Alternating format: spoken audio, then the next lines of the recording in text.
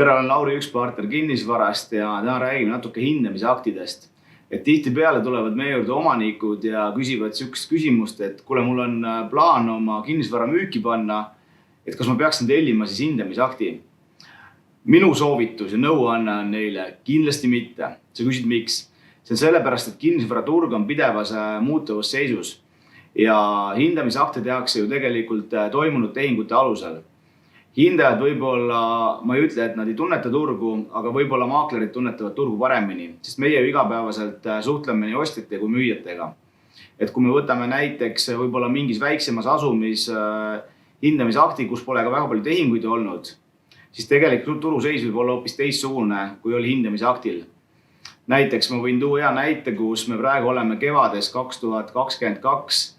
Meil maksavad Lasnamäel kahetoalised korterid, mis vajavad renoveerimist kuskil 89 kuni 95 000 eurot, isegi võib natuke rohkem, sõltub nagu Lasnamäe ka enda piirkonnast. 6 kuud tagasi maksid samasugused korterid, uskuge või mitte, kuskil 68 kuni 73 000 eurot. Ma arvan, et see on nagu hea näide, kuidas siis kinnisvaraturg on hetkel muutunud, eriti ajas, mil me elame praegu.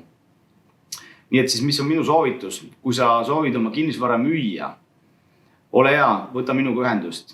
Meie aitame sul seda müüa võimalikult parima hinna eest.